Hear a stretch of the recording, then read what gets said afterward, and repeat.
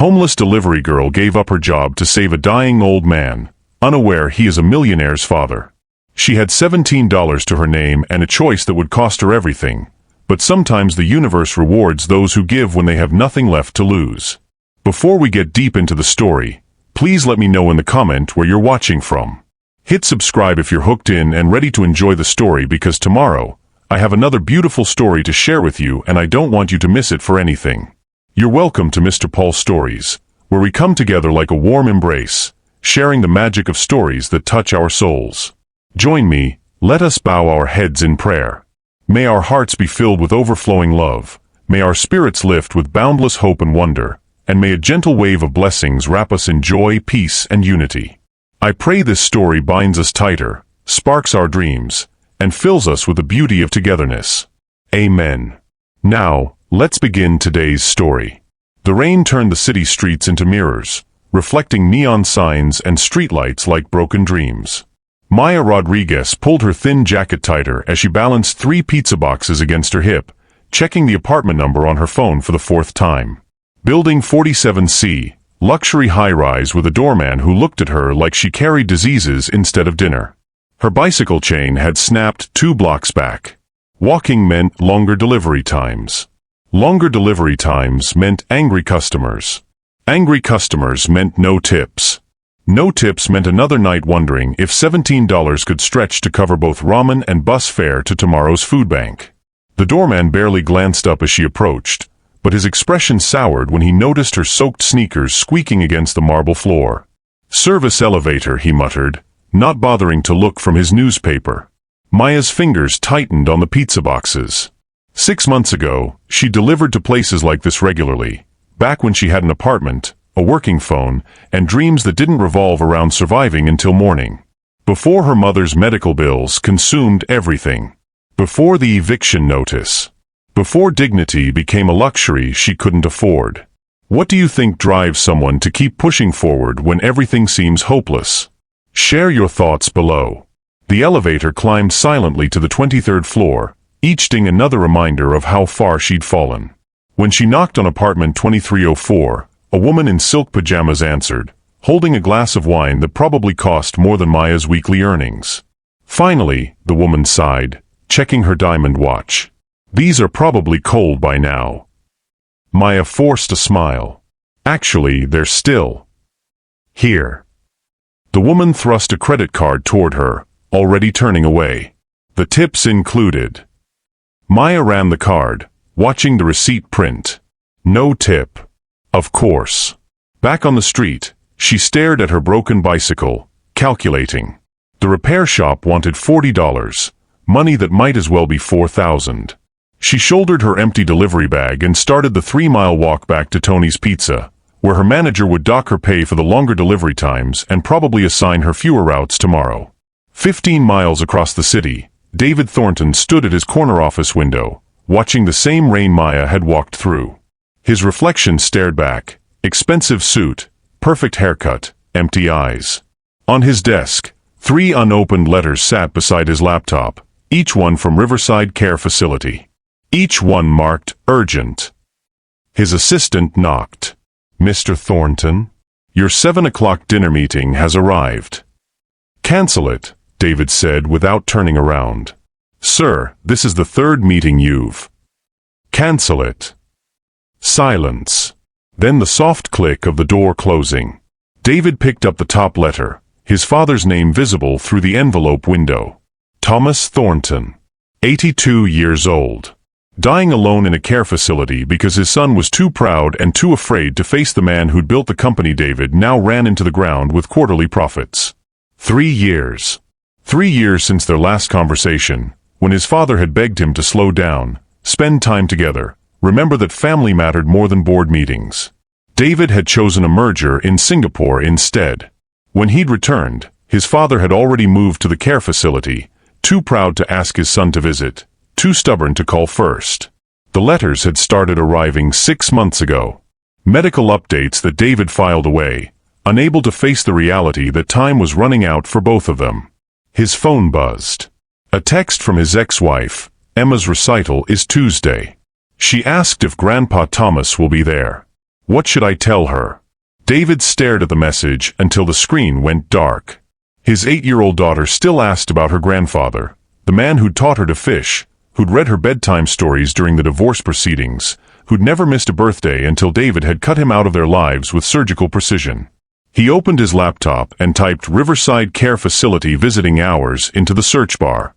Then deleted it. Typed it again. Deleted it again. The rain continued falling outside, washing the city clean while David's guilt accumulated like soot on his soul. Tomorrow, he told himself. He'd read the letters tomorrow.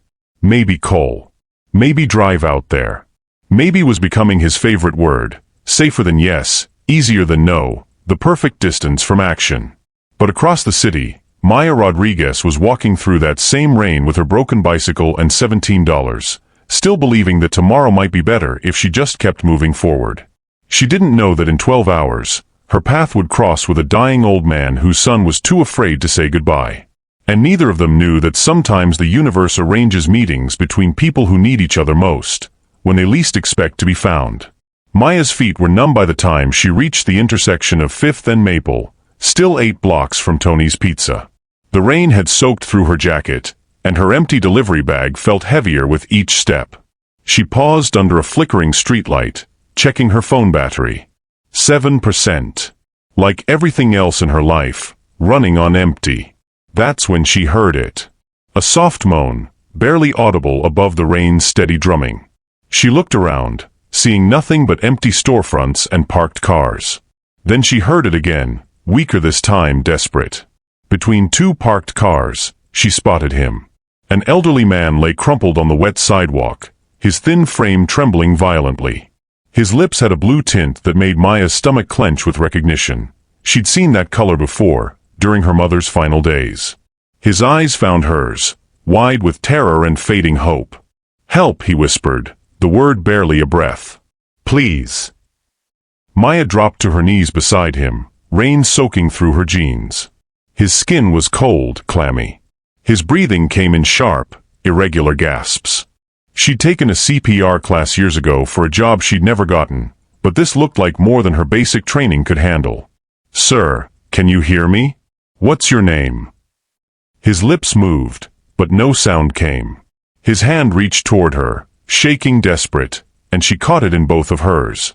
His fingers were ice cold, but his grip was surprisingly strong. Maya pulled out her phone. 6% battery. No signal. She looked around frantically. The street was empty except for the rain and distant traffic. The nearest hospital was Memorial General, 12 blocks away. Too far to carry him. Too far for him to survive. But she knew where there was help. Tony's Pizza was only 8 blocks back. Tony kept a landline behind the counter, and his cousin Rico was an EMT who sometimes picked up delivery shifts. If she ran, really ran, she could call 911, get Rico, maybe save this man's life. But leaving meant abandoning her delivery bag. Tony's strict policy: lose the bag, lose the job. And the bag contained her tips from earlier deliveries, $14 in crumpled bills that she'd planned to use for dinner and tomorrow's bus fare. More importantly, leaving meant this man would be alone. What if he stopped breathing? What if someone else found him first and walked away? What if he died thinking no one cared enough to stay? "Sir, I'm going to get help, okay? I'll be right back." His grip tightened. His eyes, cloudy with pain, locked onto hers with desperate intensity. "Don't leave me." The words hit Maya like a physical blow. She'd heard them before, from her mother, in those final hours when the hospital couldn't do anything more and Maya had to choose between staying by her bedside or working extra shifts to pay for the funeral she couldn't afford. She'd chosen wrong then. She wouldn't choose wrong now. When everything you have is on the line, what guides your choices, fear or love? Let me know what you think in the comments. Maya shrugged off her delivery jacket and tucked it around the old man's shoulders. "I'm not leaving you," she said firmly. "We're going to get through this together." She pulled out her phone and dialed 911, praying the 6% battery would last. No signal. She moved closer to the streetlight, holding the phone higher. Still nothing. The man's breathing grew more labored. His eyes were starting to close. "Hey, stay with me," Maya said, squeezing his hand. "What's your name? Talk to me." "Thomas," he whispered. "Thomas Thornton." "Thomas, I'm Maya. You're going to be okay. I promise you're going to be okay."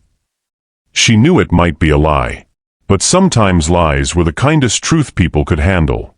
Maya made her choice then, the same choice she'd failed to make for her mother. She gathered Thomas in her arms, surprised by how light he felt, and began the slow journey toward Tony's Pizza. Each step sent shooting pains through her back. Her delivery bag, with its $14 and her employment lifeline, lay forgotten on the wet sidewalk. But Thomas was breathing. His head rested against her shoulder, and she could feel his heartbeat, weak but steady, against her chest. "Almost there," she murmured, though they'd only gone half a block. "Just hang on, Thomas. Someone's waiting for you. Someone loves you. I can feel it." She didn't know why she said it. Maybe because she'd needed someone to say it to her mother. Maybe because everyone deserved to believe they mattered to someone, even if that someone was just a homeless delivery girl who'd given up everything for a stranger. By the time Maya kicked open Tony's door, her arms were screaming and Thomas had lost consciousness. But he was still breathing. "Rico," she shouted. "Call 911. Now." Tony looked up from the register, his face shifting from annoyance to alarm as he saw Maya carrying the unconscious man. "What the hell?" "Please," Maya gasped, laying Thomas gently on the floor. "He's dying." Rico emerged from the kitchen, saw the situation, and immediately dropped to his knees beside Thomas. His hands moved with professional precision, checking pulse, breathing, pupil response. "Good call bringing him here," Rico said, already reaching for his phone. Few more minutes alone out there and he'd be gone. As Rico called for an ambulance, Maya knelt beside Thomas, still holding his cold hand. She'd lost her job, her delivery money, and probably her chance at tomorrow's food bank run. But Thomas Thornton was going to live. And for the first time in months, Maya felt rich. Maya's hands shook as she sat on the emergency room's plastic chair, Thomas Thornton's blood still staining her delivery uniform. The fluorescent lights buzzed overhead like angry wasps, and the antiseptic smell made her stomach churn. She'd been here 3 hours. 3 hours she should have been working, earning money she desperately needed. Her phone had died an hour ago. Tony had probably fired her by now for abandoning her shift. The $17 in her pocket felt heavier than lead. "Miss Rodriguez." A nurse approached, clipboard in hand. "Mr. Thornton is stable. You saved his life." Maya nodded, unable to speak. Saved his life. Lost her job. The mathematics of survival didn't balance. "His family's been contacted," the nurse continued. "His son is flying in from Chicago. He wanted me to thank you personally." Family. Of course he had family. Rich family, judging by his clothes, his watch, the way the hospital staff suddenly became more attentive when they learned his name. Maya felt smaller, more out of place than ever. "I need to go," she whispered, standing abruptly. "But, his son wanted to meet you, to thank you properly." Maya was already walking toward the exit. Thank her properly? What did that mean? A handshake? A patronizing pat on the head? Maybe a $20 bill pressed into her palm, like she was a street performer who'd entertained him? She couldn't face it. Couldn't stand there while some wealthy son looked at her with pity, calculated her worth in dollars and cents, maybe offer her charity wrapped in gratitude. She'd rather starve. What would you do? Stay and face the family's gratitude, or protect your dignity by walking away? Tell us in the comments. The rain had stopped, but the city streets remained slick and treacherous. Maya walked without direction, her mind replaying the moment she'd found Thomas collapsed on the sidewalk. The way his eyes had found hers, desperate and fading. The choice she'd made without thinking, human life over personal survival. Her mother would have been proud. Rosa Rodriguez had died believing that goodness mattered more than gold, that helping others was the only wealth that truly lasted. Easy words when you're dying in a hospital bed surrounded by unpayable bills. Harder to believe when you're walking the streets at midnight with nowhere to sleep. David Thornton's private jet touched down at 11:47 p.m., 3 hours after the hospital's call had shattered his evening of willful ignorance. He'd listened to the nurse's words, heart attack, stranger, delivery girl, stable condition, while staring at those unopened letters on his desk. The guilt crashed over him in waves.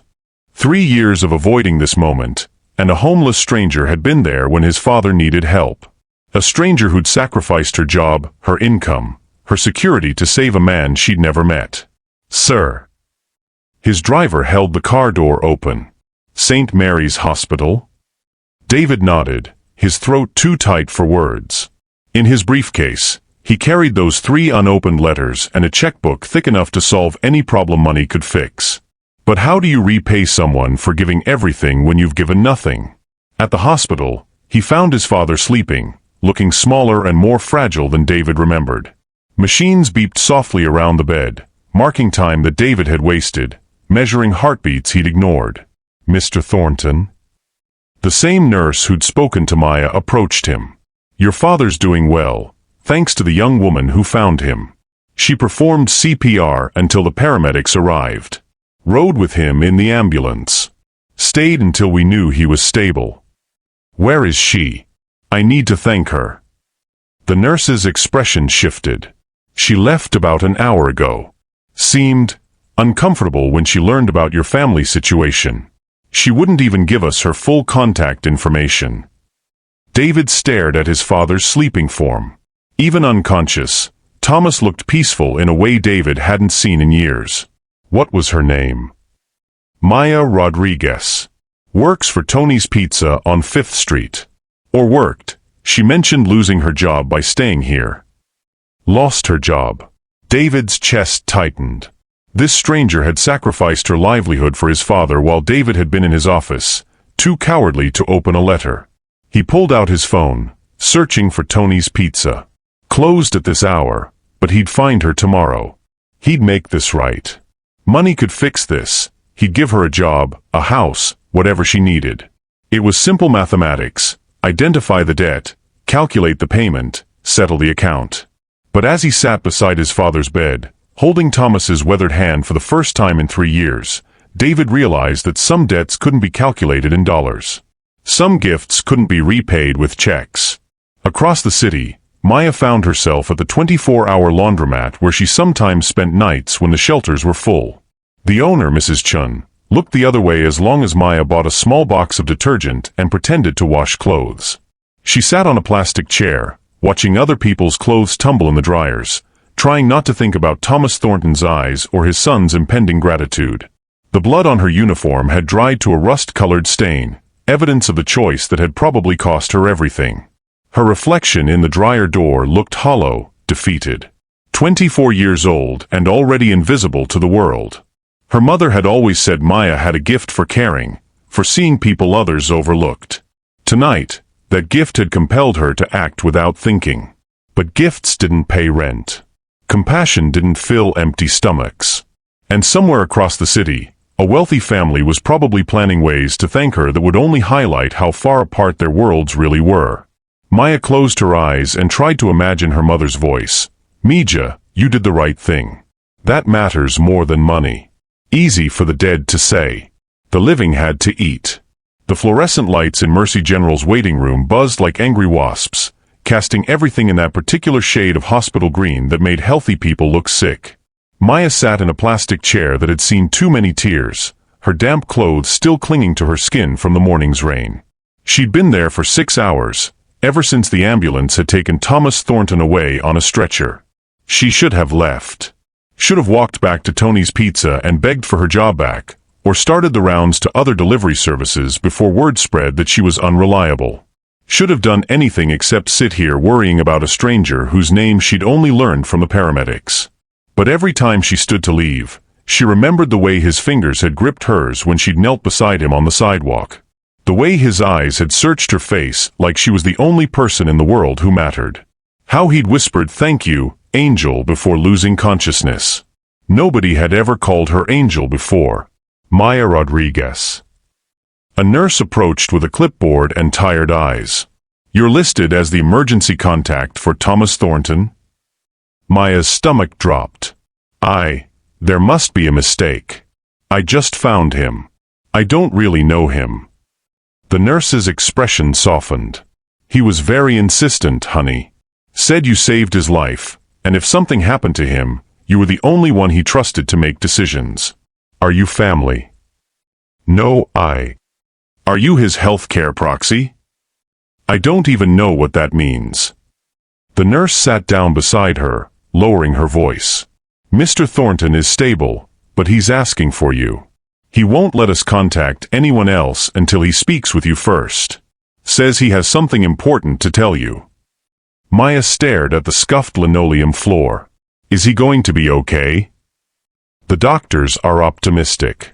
You got to him just in time.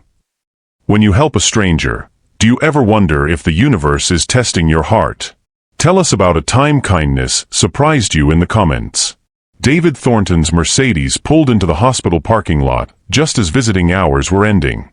He'd driven here 3 times in the past month, circling the building before losing his nerve and driving home. But the call from the hospital administrator had been different. Critical condition. Emergency surgery. Next of kin notification. His father was dying, and David had spent the day in meetings about quarterly projections. The elevator ride to the cardiac wing felt like descending into his own judgment. With each floor, the weight of 3 years of silence pressed heavier on his chest. What could he possibly say to a man he'd abandoned? How do you apologize for choosing pride over love? The nurse's station was buzzing with quiet activity. David straightened his tie, a useless gesture that felt like putting on armor. I'm here for Thomas Thornton, he said to the nearest nurse. I'm his son. The nurse looked surprised. Oh. Mr. Thornton said he didn't have any family. The words hit David like a physical blow. We had a misunderstanding. Is he? He's stable. But there's someone here who's been waiting all day. She's the one who saved him. The nurse pointed toward the waiting room. Maya Rodriguez. Your father specifically asked for her to be his emergency contact. David's confusion deepened. I don't understand. Who is Maya Rodriguez? The young woman who found him collapsed on Elm Street this morning. She stayed with him, called the ambulance, rode with him here. Been sitting in that waiting room for 6 hours straight. David walked slowly toward the waiting room, his mind racing. A stranger had done what he couldn't, been there when his father needed someone most. As he rounded the corner, he saw her. She couldn't have been more than 25, thin in the way that spoke of too many missed meals, her long dark hair pulled back in a messy ponytail. Her clothes were still damp, and she sat hunched forward, staring at her hands. Everything about her screamed poverty, from her worn sneakers to the way she kept checking an old flip phone. This was the person his father trusted more than his own son. David approached cautiously. Excuse me? Are you Maya Rodriguez? She looked up, and David saw exhaustion etched in the dark circles under her brown eyes. But there was something else there too, a kindness that seemed to radiate from her despite her obvious struggles. Yes. Are you? She studied his expensive suit, his perfect grooming. Are you a doctor? I'm David Thornton. Thomas is my father. The change in her expression was immediate and devastating. Her face went from cautious hope to something approaching shame. She stood quickly, backing away slightly. I didn't know, she said, her voice small. I should go. I wanted to make sure he was okay. Wait. David held up a hand. Please. I need to understand what happened. The nurse said you saved him. Maya wrapped her arms around herself, suddenly looking even younger. I was walking to work and I found him on the sidewalk. He was having a heart attack. I called 911 and stayed with him until the ambulance came. You rode with him to the hospital? He seemed scared. I didn't want him to be alone. David stared at this girl, this stranger who'd shown his father more compassion in one morning than David had shown in 3 years. The weight of his failure pressed against his ribs like broken glass. Why did you stay? He asked quietly. Maya met his eyes for the first time, and David saw something there that made his chest tighten. Pure, uncomplicated love for a man she barely knew. Because everyone deserves to have someone care whether they live or die, she said simply. Even if it's just a stranger. The truth of her words hit David like a revelation. This homeless girl had understood something about human dignity that he'd forgotten in his world of profit margins and corporate politics. She'd risked her job, her only source of income, to sit by his father's bedside because she believed every life had value. David sank into the chair beside hers, suddenly feeling more tired than he'd ever felt in his life. "Can I ask you something?" he said. Maya nodded. "What did he say to you?" "My father." A small smile crossed Maya's face, the first one David had seen from her. "He called me his angel. Said I had kind eyes." She paused. "He talked about you." David's heart stopped. What did he say? He said his son was brilliant and successful, but that he missed him. He said he was proud of you, but worried you'd forgotten how to be happy. The words destroyed whatever was left of David's composure. 3 years of stubborn silence, and his father still spoke of him with love. Still worried about his happiness while lying on a hospital stretcher. "I've been such a fool," David whispered. Maya looked at him with those kind eyes his father had mentioned. "It's not too late," she said gently. "He's asking for you." And for the first time in 3 years, David Thornton felt something besides guilt in his chest. He felt hope. The cafeteria coffee tasted like regret, but Maya wrapped her hands around the styrofoam cup anyway, grateful for its warmth. David sat across from her at the small table, his expensive suit wrinkled from sleeping in waiting room chairs, his perfect facade finally cracking. "He used to make pancakes," David said suddenly, staring at his untouched sandwich. "Every Sunday morning. Shaped like animals, elephants, giraffes, sometimes dinosaurs if I'd been particularly good that week." Maya looked up from her own meager meal, crackers from the vending machine, the last $1.50 from her emergency fund. "That sounds wonderful. I haven't thought about those mornings in years." David's voice carried the weight of a man discovering buried treasure in his own heart. "After Mom died when I was 12, it was just us. He'd wake up early, put on this ridiculous apron that said world's greatest chef, and pretend he wasn't falling apart inside." The cafeteria hummed with the quiet conversations of other families in crisis. Maya watched David's face transform as he traveled back through time, seeing glimpses of the boy who'd been loved unconditionally before the world taught him that love had a price. "What happened?" she asked softly. "Between you two, I mean." David laughed, but there was no humor in it. "Success. Ironic, isn't it? Dad built Thornton Industries from nothing, a small construction company that grew into a real estate empire. He worked 16-hour days so I could have everything he never had. Private schools, college, business connections." He paused, watching steam rise from Maya's coffee like prayers ascending. And then he got older. Started talking about slowing down, about family time, about legacy being more than quarterly earnings. But I was hungry, hungrier than he'd ever been. I wanted to prove I could exceed everything he'd built. Maya felt something shift in her chest, recognizing the familiar ache of loving someone who couldn't see their own worth. "You were trying to honor him." "I was trying to escape him." The words came out like a confession. Every board meeting, every deal, every success, I was terrified I'd never be enough. That I'd always be Thomas Thornton's son instead of David Thornton, the man. What drives us to push away the people who love us most? Let us know your thoughts in the comments. Maya reached across the table without thinking, her fingers brushing his knuckles. "I understand that fear." "Do you?" David looked at her properly for the first time since they'd sat down. "I mean, really?" Maya pulled her hand back, suddenly aware of the chasm between their worlds.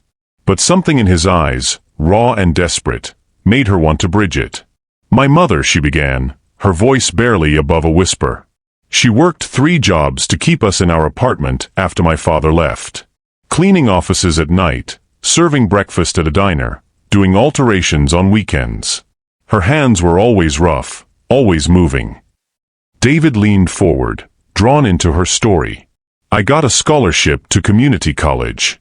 Business management. I was going to get a degree, find a good job, move us somewhere better. Maya's laugh was bitter. But Mom got sick. Pancreatic cancer. The medical bills started small, then grew like weeds. I dropped out to take care of her, worked double shifts at a call center to pay for treatments insurance wouldn't cover. The cafeteria sounds faded as Maya traveled back to her own painful memories. She kept apologizing. Can you believe that? Dying woman apologizing for costing too much money, for ruining my future.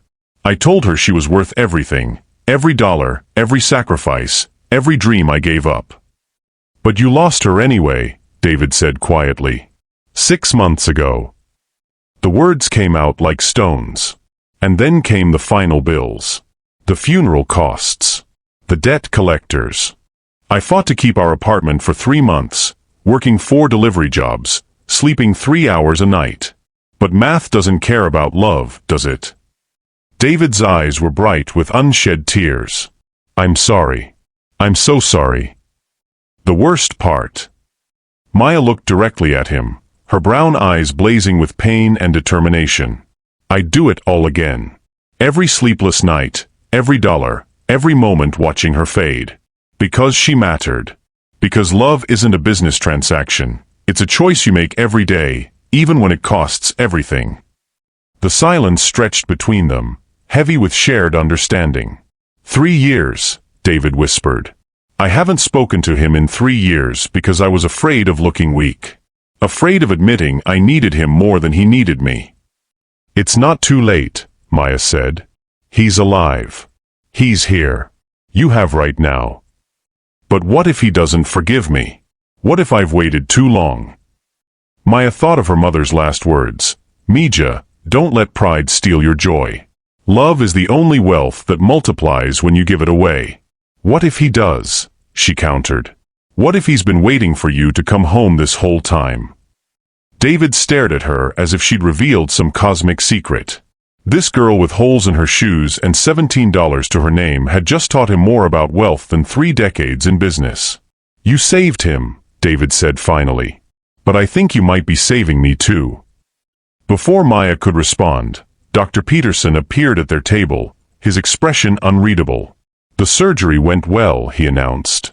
Your father is asking for both of you. As they walked toward Thomas's room, Maya felt the weight of their shared confessions. 2 broken people, from opposite worlds, discovering that grief and love spoke the same language. Neither of them knew that the hardest test was still coming. Thomas Thornton's room was smaller than Maya had expected for someone whose son owned half the city's skyline. But it was warm, filled with afternoon sunlight that painted everything golden. The old man lay propped against pillows, his breathing steady but labored, his eyes sharp and alert despite the ordeal. So, Thomas said, his voice raspy but amused, you're the angel who saved my stubborn hide. Maya felt heat rise to her cheeks. I'm not an angel, Mr. Thornton. Just someone who couldn't walk away. Most people would have. Thomas studied her face with the intensity of someone who'd spent decades reading people. Most people did, actually. I was lying there for nearly 10 minutes before you stopped. David shifted uncomfortably beside her. Dad, David. Thomas's voice carried 50 years of fatherly authority. Come here. David approached the bed like a man walking toward judgment. Thomas reached up with a trembling hand and touched his son's face, tracing the lines of stress and guilt that had aged him beyond his 38 years. You look tired, son. I am tired. David's voice broke on the words. I'm so damn tired, Dad. Then sit down. Rest. Thomas patted the edge of the bed. We have time. Maya started to back away, sensing this was a private moment, but Thomas caught her eye. Don't you dare leave, young lady. You're part of this now. She settled into the visitor's chair, watching father and son navigate 3 years of silence. David sat carefully on the bed's edge, his body rigid with decades of corporate conditioning. I read about the Singapore merger, Thomas said quietly. Smart move. Risky but smart. You read about it? I read everything, David. Every article, every quarterly report, every interview you've given. Thomas's eyes grew distant. I'm proud of what you've built. Proud of who you've become. But I haven't become anything, David whispered. I've just been running. From you, from myself, from everything that matters. Running toward what? David laughed bitterly. I thought I was running toward success. Toward proving I was worthy of the Thornton name. But I was just running scared. Thomas glanced at Maya, then back at his son. What changed? What made you come here today? David looked at Maya, and she saw something shift in his expression, vulnerability replacing the mask he'd worn for so long. Her, he said simply. She gave up everything to save a stranger. Made me realize I couldn't even give up my pride to save my relationship with my own father. Thomas followed his son's gaze to Maya, who was trying to make herself invisible in the corner chair. Tell me about yourself, dear, Thomas said gently. There's not much to tell, Maya began, but Thomas held up a weathered hand. David told me about the choice you made today. Losing your job to help me. That tells me everything I need to know about your character. His eyes grew serious. But I want to know about your heart. What drives someone to sacrifice for strangers? Maya felt exposed under his keen gaze, but something about Thomas Thornton reminded her of her grandfather. The same quiet wisdom, the same ability to see straight through to a person's soul. My mother taught me that we're all connected, she said slowly. That helping someone else is really helping yourself, helping the whole world get a little bit better. She used to say that love is the only thing that grows when you give it away. Thomas nodded approvingly. Sounds like a wise woman. She was. Maya's voice grew soft. She would have liked you, I think. She always said the measure of a person wasn't what they owned, but what they'd sacrifice for someone else. Where is she now? Gone. The word came out smaller than Maya intended. Cancer. 6 months ago. Thomas was quiet for a long moment, studying her face. When he spoke again, his voice was gentle but firm. David, I want you to listen to me very carefully. This young woman saved my life today, not just from that heart attack, but from dying alone and bitter. She deserves better than the hand life has dealt her. Dad, I'm not finished. Thomas's businessman voice emerged, the one that had built an empire. Maya, how much money do you have in the world right now? David looked mortified. Dad, you can't just. $17, Maya answered quietly, her chin lifting with stubborn dignity. But I'm not looking for charity, Mr. Thornton. Good, Thomas said with satisfaction. Because I'm not offering charity. I'm offering family. The room fell silent except for the steady beep of monitors and the distant sounds of hospital life. Maya felt the world tilt on its axis, unsure of what Thomas meant but afraid to hope. I don't understand, she whispered. Thomas smiled, and for the first time, Maya saw where David had gotten his eyes. Kind, intelligent, capable of seeing straight through to someone's heart. You will, he said simply. But first, I think my son and I have some catching up to do. Why don't you go get some real food? The cafeteria has excellent pie. David will take you. As they stood to leave, Thomas called out once more. Maya? Thank you. For giving an old man his son back. Do you think acts of kindness can really change the course of our entire lives? Share your story below. Walking toward the elevator, David was unusually quiet, processing everything that had just happened. Maya sensed that the hardest part of their journey was just beginning. The hospital chapel was empty except for Maya and David, sitting 3 pews apart like strangers afraid to acknowledge their shared vigil. Through the small stained glass window, dawn was breaking over the city, painting everything in soft gold and amber. Thomas had been in surgery for 6 hours.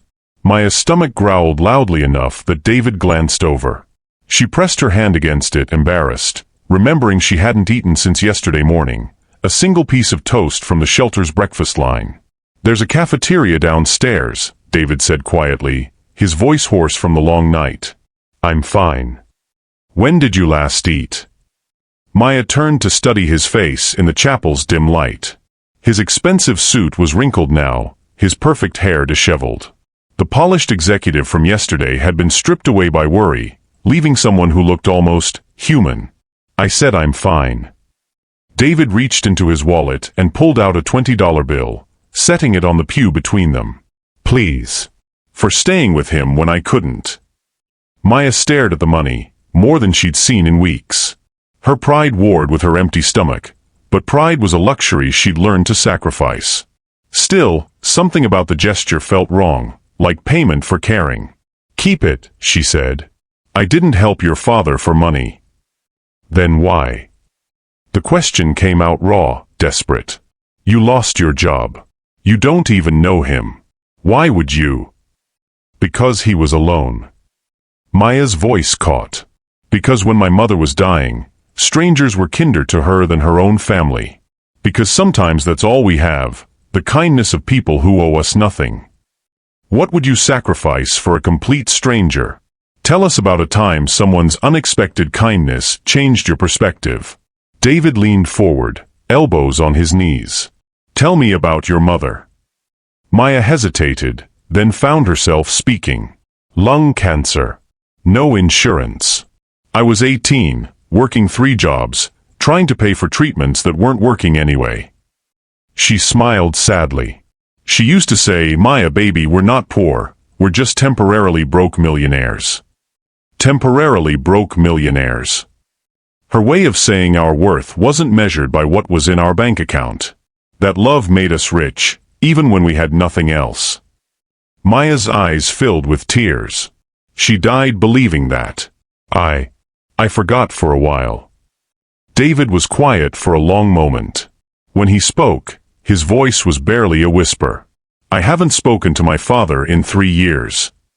Why? Because I was angry. Because he built this company from nothing, worked 18-hour days, missed every school play and baseball game. And then when I finally took over, when I finally had his attention, all he wanted to talk about was slowing down. Spending time together. Family. David laughed bitterly. I thought he was getting soft. Didn't realize he was getting wise. Maya moved closer, leaving only one pew between them. What changed? You. The word hung in the air between them. Watching you give up everything for him, a man you'd never met, while I couldn't even visit the man who gave me life. David looked at her directly for the first time. You have nothing, and you gave everything. I have everything, and I gave nothing. You're here now. Because you shamed me into it. No, Maya said firmly. Because you love him. The shame just reminded you how much. David studied her face, really looked at her, and saw something that made his chest tighten. Despite everything she'd lost, despite sleeping in shelters and counting dollars, there was light in her eyes. Hope. A warmth that his wealth had never bought him. What's your last name? He asked suddenly. Rodriguez. Why? Maya Rodriguez. He tested the name, like he was memorizing it. You saved my father's life. We don't know that yet. You saved mine too. Before Maya could respond, Dr. Patterson appeared in the chapel doorway, still in surgical scrubs. Both Maya and David shot to their feet. He's stable, the doctor said, and Maya's knees nearly buckled with relief. The surgery went well. We were able to clear the blockage and repair the damage. He's asking for his family. David looked at Maya, then back at the doctor. We're both his family. Dr. Patterson nodded. Room 314. But only for a few minutes. He needs rest. As they walked toward the elevator together, David said, Maya. Yeah. Thank you. For showing me what real wealth looks like. She smiled, the first genuine smile he'd seen from her. Your father raised a good man, David. He just forgot to tell you lately. The elevator doors closed around them, carrying them toward Thomas's room, toward healing, toward the fragile beginning of something neither of them had expected to find in a hospital corridor at dawn. Neither spoke, but something had shifted between them in that chapel. The barriers of class and circumstance hadn't disappeared, but they'd cracked enough to let light through. And sometimes, Maya thought, remembering her mother's words, Light was all you needed to find your way home. The photograph hit David's desk like a slap.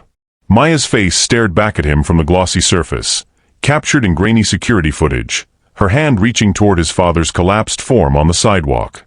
"This is what we're dealing with," Richard Blackstone, the family attorney, said as he spread more photos across the mahogany surface. A homeless girl.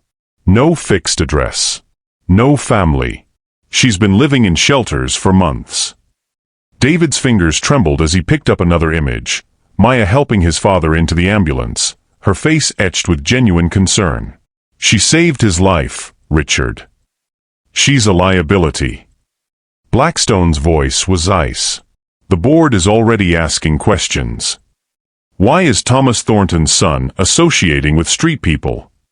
Your company stock dropped 3 points yesterday after someone spotted you two together at the hospital. I don't give a damn about." "You should." Blackstone leaned forward. "Your father owns 60% of Thornton Industries. When he dies, and the doctors say it could be any day now, that passes to you. But if there's any suggestion of impropriety, any hint that this girl influenced him somehow..." David's phone buzzed. A text from Maya. "Your dad asked for you. Room 314. His heart lurched. 2 days had passed since their moment of connection in the hospital corridor. 2 days since she'd looked at him with eyes that held no judgment, only understanding. 2 days since he'd felt like maybe, just maybe, he wasn't beyond redemption. "We need to handle this quietly," Blackstone continued. "I've already spoken to the hospital administration. They're willing to restrict her access. A restraining order wouldn't be out of the question." "A restraining order?" David stood so quickly his chair rolled backward. "She hasn't done anything wrong." "She's done everything wrong. Look at these." Blackstone produced more photos, Maya's shelter intake forms, her eviction notices, police reports from when she'd been caught sleeping in 24-hour laundromats. The press would have a field day. "Homeless woman targets dying millionaire." The headlines write themselves. David stared at the documents, his chest tightening. This was Maya's life reduced to bureaucratic failures, her dignity shredded into legal exhibits. But wasn't this exactly what he'd expected? Hadn't some part of him been waiting for the other shoe to drop, for reality to intrude on whatever fairy tale he'd been entertaining? His phone rang. Victoria, his ex-wife. "David, we need to talk." Her voice was sharp with panic. Emma came home from school crying. Some of her friends saw a news article online. "Something about you and a homeless woman? They're saying you're dating her." The room tilted. Emma saw what? "Millionaire's son's mystery girl. It's all over social media. There are pictures of you two at the hospital." "David, what were you thinking?" Through his office window, David could see reporters gathering on the sidewalk below, cameras ready. His secretary's voice came through the intercom. "Mr. Thornton, Channel 7 News is requesting an interview." "Handle this," Blackstone said quietly. "Now, before it destroys everything your father built." Maya sat beside Thomas Thornton's hospital bed, reading aloud from a worn paperback novel she'd found in the cafeteria's book exchange. The old man's eyes were closed, but his breathing had steadied since she'd arrived. The nurses said familiar voices helped. And then Elizabeth realized, she read softly, that she had been wrong about Mr. Darcy all along. That pride and prejudice had blinded her to his true character. Thomas's eyes fluttered open. "Appropriate choice," he whispered. Maya smiled. "You're awake. How are you feeling?" "Like I've been hit by a truck. But grateful." His weathered hand found hers. "David's been here every day, you know. Sitting right where you are when visiting hours end." "I know. I see him in the hallway sometimes." "But you don't talk to him." Maya's grip on the book tightened. "We're from different worlds, Mr. Thornton. I think we both figured that out." "Different worlds." Thomas struggled to sit up straighter. "Child, I grew up in a one-room apartment above my father's grocery store. David's mother was a seamstress when I met her. We built this life together, brick by brick, mistake by mistake." "That's different." You had each other. I don't have anything to offer. You offered your job, your future, for a stranger. Thomas's eyes glistened. Do you know what that means to a father? To know that someone like you exists in the world, that my son has been touched by that kind of grace. The door burst open. David strode in, his face flushed, his perfect composure cracked. Behind him, Maya caught a glimpse of security guards and people with cameras. Maya, you need to leave, he said without looking at her. Now. David, Thomas started, but his son cut him off. The press is here. My lawyers are here. This whole situation has become. He finally met her eyes, and she saw something die in his expression. Complicated. Maya stood slowly, the book falling from her hands. I see. It's not what you think. No, I think I understand perfectly. Her voice was steady, but David could see her trembling. I should have known better. We both should have. She moved toward the door, then paused. Your father loves you, David. He talks about you constantly. Don't let your pride cost you what time you have left. Maya. But she was already gone, slipping past the reporters with the practiced invisibility of someone who'd learned to navigate a world that didn't see her coming and wouldn't miss her when she left. Thomas Thornton closed his eyes, a single tear sliding down his weathered cheek. You just made the biggest mistake of your life, son. Outside, the cameras clicked and flashed as Maya disappeared into the city rain, carrying her broken heart back to a world where love was a luxury she'd been foolish to think she could afford. The silence in David's penthouse felt different now, not empty, but full of possibility waiting to be born. He stood at the same window where he'd avoided his father's letters, but tonight the city lights looked like promises instead of accusations. Maya's words echoed in his mind. Your father doesn't need your money, David. He needs your forgiveness. And maybe, you need his too. 3 days had passed since she'd walked out of the hospital, her dignity intact but her heart shattered. 3 days of David's world returning to its pristine, suffocating order. His investors were pleased. His reputation was secure. His soul felt like ash. On his desk lay 2 items, a check for $50,000 made out to Maya Rodriguez, and a letter he'd written but couldn't send. The check felt pathetic, his usual solution, throwing money at problems until they disappeared. But Maya wasn't a problem to be solved. She was the answer to a question he'd forgotten how to ask. What does it mean to be truly wealthy? His phone buzzed. A text from the hospital. Your father is asking for you. David's hands trembled as he typed back, on my way. But first, he had a choice to make. Across town, Maya sat on the fire escape of the women's shelter, watching the same city lights that David saw. Her stomach ached from hunger, but food seemed less important than the hollow space in her chest where hope used to live. Sarah, one of the other residents, climbed through the window carrying 2 cups of tea. You've been out here for hours. Can't sleep. Maya accepted the warm cup, letting it heat her frozen fingers. You did the right thing, you know, Sarah said gently. Walking away from all that money. Did I? Maya's voice cracked. I could have helped so many people. The shelter needs repairs. Mrs. Chen downstairs needs her medication. I could have. You could have sold your soul. Sarah's voice was firm. That man's son looked at you like you were a gold digger, Maya. Like you planned this whole thing. Would you really want money that came with that judgment?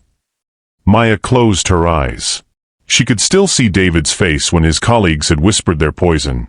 Convenient, isn't it? Homeless girl saves rich man's father. The way his expression had shifted from gratitude to suspicion, as if her love for Thomas had been an elaborate con. I just miss him, Maya whispered. Thomas, I mean. He was like having a grandfather again. Sarah squeezed her shoulder. Love doesn't disappear just because money gets involved, honey. Real love survives anything. Maya wanted to believe that.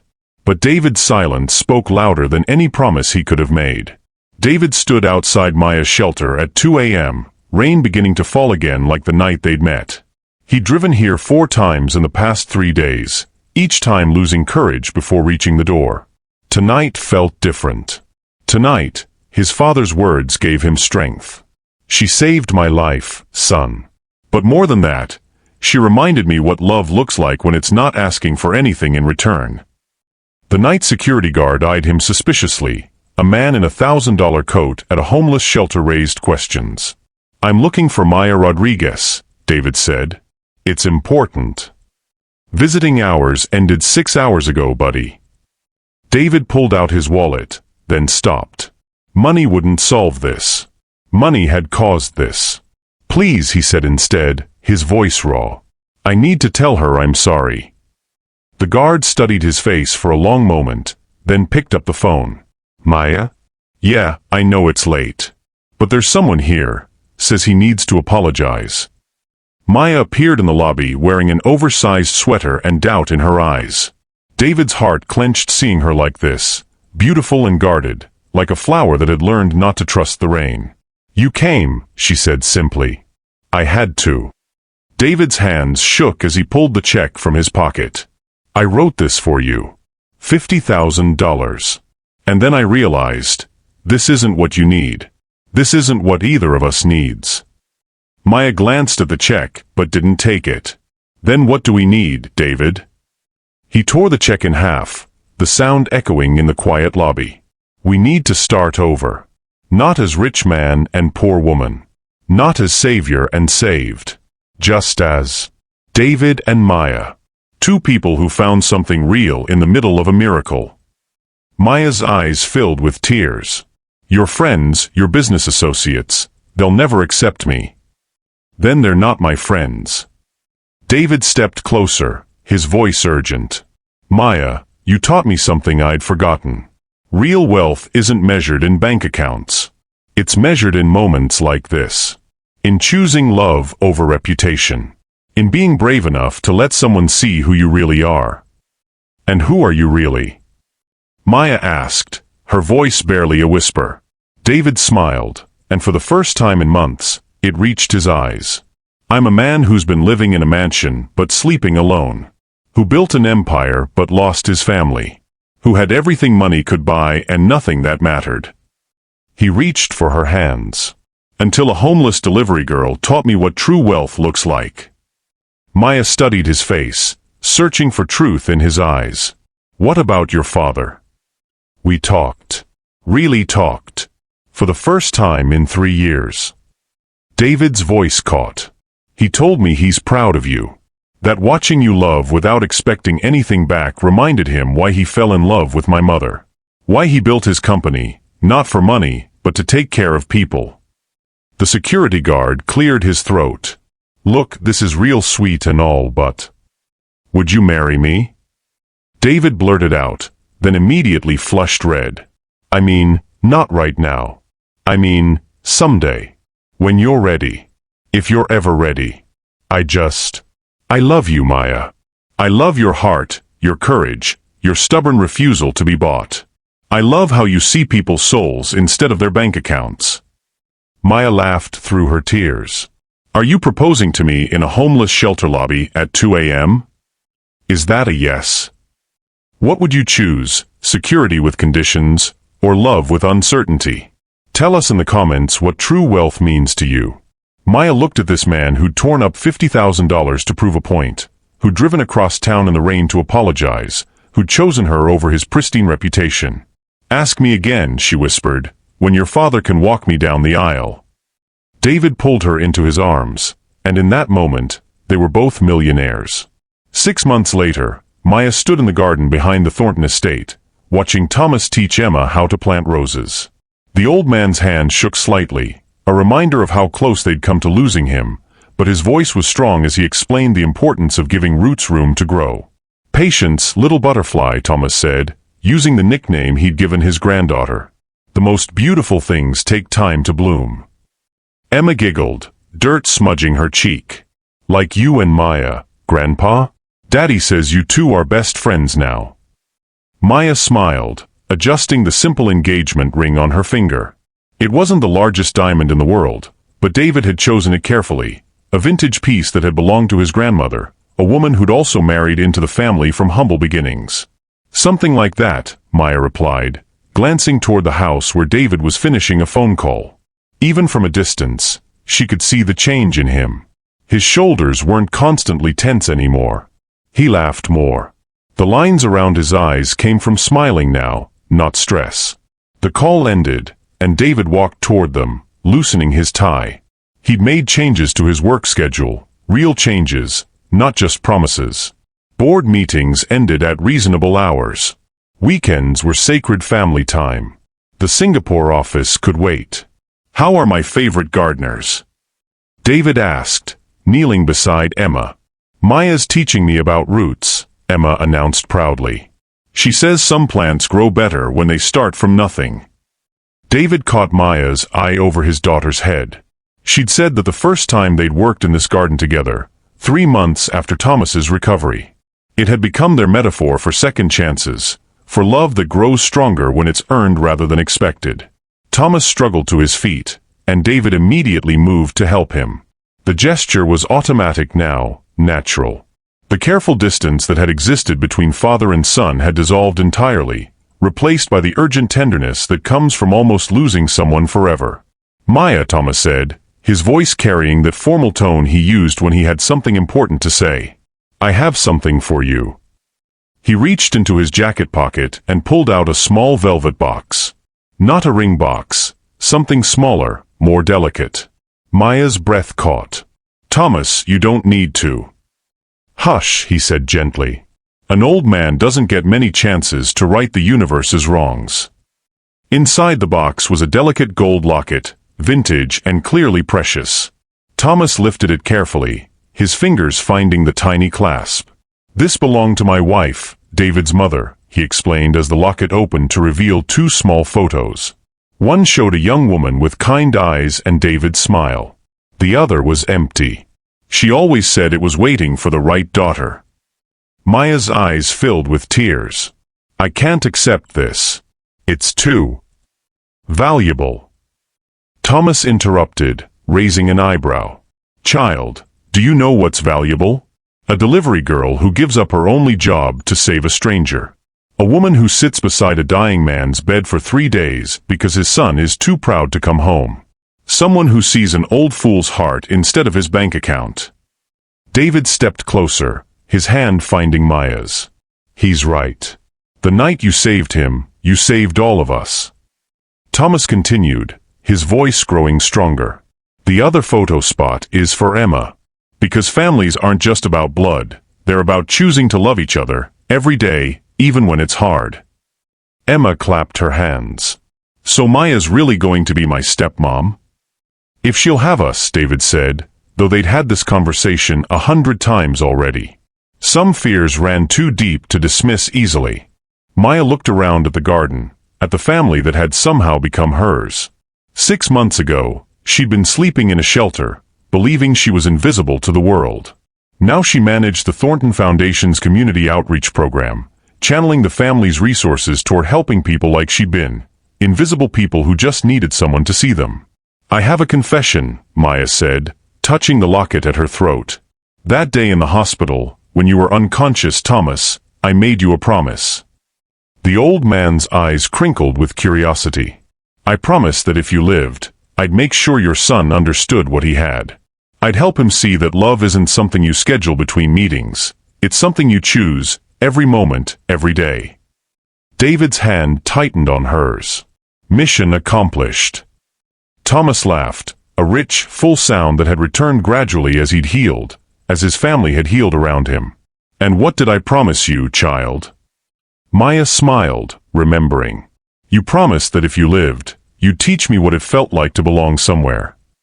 "Mission accomplished," Thomas echoed his son, pulling both Maya and David into an embrace that included Emma, who inserted herself into the middle with the confidence of a child who'd never doubted her place in this love.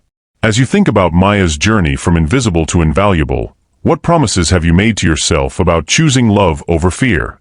Share your thoughts below. Sometimes writing them down makes them real." As the sun set over the garden, Maya marveled at how different her life looked now. The delivery bag had been replaced with purpose. The broken bicycle had become daily walks through neighborhoods where she identified families in need. The $17 had multiplied into a foundation budget that helped hundreds of people each month. But the most valuable transformation couldn't be measured in dollars or houses or rings. It was measured in moments like this. Thomas laughing as Emma showed off her muddy hands, David planning their small, intimate wedding for next month, the knowledge that she was home. Maya had learned that love doesn't always arrive in the packages we expect. Sometimes it comes disguised as loss, as sacrifice, as the choice to help a stranger when helping means giving up everything you have. And sometimes when you give up everything, the universe gives you everything back, multiplied, transformed, and more beautiful than you ever dared dream. She was rich now, in all the ways that mattered. Love had made millionaires of them all.